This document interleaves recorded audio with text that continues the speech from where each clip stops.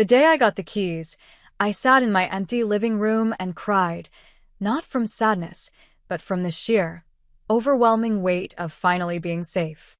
No landlord, no lease, no one who could tell me to leave. Just four walls that were legally beautifully mine. My name is Cassandra Elliott. I'm 31 years old. I saved for 9 years, ate sad desk lunches, skipped vacations, and said no to everything that felt like a luxury. 9 years of quiet, invisible sacrifice, and this house was the proof. I hadn't told my family before closing, not because I was hiding it, because I'd learned, slowly and painfully, that sharing good news with them meant surrendering it. They had a way of making my wins feel like group decisions they'd somehow been excluded from. I told my mom first, gently, excitedly. By nightfall, my father called. His voice wasn't warm. It wasn't proud. It arrived like a verdict, sharp, entitled, already decided. Cassandra, you bought a house without consulting the family. That's selfish. That's deeply selfish of you. I looked down at my key, still warm from my hand, and I laughed. He kept talking. That was the thing about my father. Silence was never an option when he had a point to make. He filled every gap with more grievance, more weight, more obligation I never agreed to carry. This family does things together. You don't make decisions this big alone. I pressed my back against the wall of my empty hallway. The paint was slightly scuffed. I'd already mentally noted it, already planned to fix it. My wall, my plan, my house. Dad. My voice came out steadier than I expected. I bought this with my money. Money I saved. Alone. That's not the point, Cassandra. Then what is the point? He pivoted the way he always did, away from the actual question, toward the emotional theater of feeling excluded. He wasn't angry that I'd made a bad decision. He was angry that I'd made a decision without performing the ritual of asking permission from people who had no stake in it. My mother had clearly told my uncle. My uncle had told my aunt. Because by the time my father hung up, my phone was already lighting up with names I hadn't called. The family had assembled. My phone didn't just light up, it erupted. 11 messages in 4 minutes. The family group chat, which had been dormant for 3 weeks, suddenly had opinions. Urgent ones. My Aunt Patricia typed in all caps. My cousin Deshawn sent a voice note I refused to open. My Uncle Marcus, a man who had never once asked how I was doing, suddenly had thoughts about my financial independence. The consensus, stitched together from all those messages, was startling. I had done something wrong by providing for myself. My mother called next. Her voice carried that specific exhausted tone she reserved for moments when she needed me to simply absorb blame, without pushing back. You know how your father is, Cassie. You could have just mentioned it. Mentioned it to do what, Mom? Get a vote. She went quiet in that strategic way, not because she had no answer, but because the answer would have proven my point. I walked through my kitchen, ran my hand along the counter I'd chosen from a catalog at midnight after a 12-hour shift. I had stood in a store alone, made every single decision alone, written every single check alone. Not one of them had been there. Not one. By the second day, the calls stopped being about the house. My father rang again, calmer this time, which was somehow worse. Calm, with him, meant he'd been talking to people. Strategizing. He'd had time to reframe his anger into something that sounded almost reasonable. We're not saying you did anything wrong, he started. I almost laughed again. There's a spare room in that house, he continued. Your cousin Brennan is looking for somewhere to stay. Just temporary. Family helps family. And there it was. The house hadn't wounded his pride. It had awakened his appetite. He wasn't hurt that I hadn't consulted them. He was frustrated that something valuable had been acquired without him having access to it. The selfish accusation was never about principle. It was about positioning. Brennan was 26, perpetually between jobs, and had left his last 3 living situations under circumstances nobody fully explained. I loved my cousin the way you love a memory from a safe distance. Dad. No. Cassandra.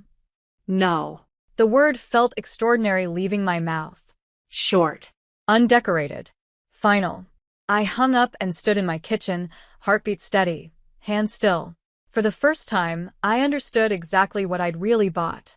What hurt more than the loud ones was the silence of the people I'd actually loved deeply. My brother Terrell never called. Not to defend me, not to check on me, nothing.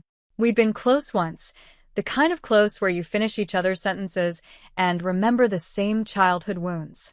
But he lived inside that family ecosystem completely, and choosing my side would have cost him something he wasn't willing to pay. My mother texted once, "Just keep the peace, Cassie. Keep the peace." As though I had started a war by simply existing on my own terms. I sat on my back porch that evening, my porch with its slightly uneven step I was already planning to fix, and I did something I hadn't done in years. I made a list, not of grievances, of patterns. Every major moment in my adult life appeared on that list. My promotion, my car, my graduate degree. Each one had triggered the same cycle, the accusation, the assembly, the ask that followed. They hadn't been celebrating me. They'd been monitoring me. Every achievement I'd reached alone had made them feel like they were losing control of something they'd never actually owned. Me. I decided to host a housewarming. Small, intentional, curated. Only people who had shown up for me when showing up cost them something. 12 people made that list. 12, out of a family that numbered closer to 50. My college roommate Diane, who had helped me move boxes in July heat without being asked. My coworker James, who'd proofread my mortgage application at 11 at night. My neighbor from my old apartment, Rosa, who had slipped grocery money under my door during a lean month and never mentioned it again. These were my people. Not by blood. By choice. Word reached my father, naturally. He called to announce, not ask, that the family would be coming. "It's a housewarming, Cassandra. Family comes to housewarmings." "I'll be sending invitations," I said, "to the people I invited." The silence on his end was a specific kind, the silence of a man unaccustomed to a door being closed in his face. My Aunt Patricia posted on Facebook that I was acting brand new. My cousin Deshawn called me ungrateful. My uncle Marcus, who hadn't spoken to me in 2 years, suddenly felt personally excluded. The performance of their hurt was almost artistic. Almost. The housewarming was perfect. Diane brought flowers she'd grown herself. Rosa arrived with food that filled every corner of the house with warmth. James gave a toast so genuine it made 3 people cry, including me. We laughed until the windows fogged. We stayed up until midnight just talking, really talking, the kind that leaves you feeling full instead of drained. Not one uninvited person showed up. Whatever my father had implied, whatever Patricia had rallied, none of it materialized at my door. Because ultimately, people who operate through guilt rely on your fear of their disapproval. The moment you genuinely stop being afraid, they have nothing. I realized that night what I had been doing wrong for 31 years. I had been writing explanations for a jury that had already decided its verdict. Defending my choices to people who weren't invested in my happiness, only in my compliance. Every time I justified myself, I handed them the narrative that my decisions required their approval. My last explanation had been that phone call, as if I bought it with your money. After that night, I made a quiet, unannounced decision. No more explanations. No more defensive phone calls. No more performing my worthiness for an audience that came to see me small. I blew out the candles alone. 6 months after closing, my father called again. His voice carried something unfamiliar, a roughness that wasn't anger. It was smaller than anger. It was need. The lease on my parents' apartment was ending. The landlord had raised the rent beyond what they could comfortably manage. My father, the man who had called me selfish for buying a house without a family vote, was now calling to ask about that spare room. The irony didn't make me cruel. It made me clear.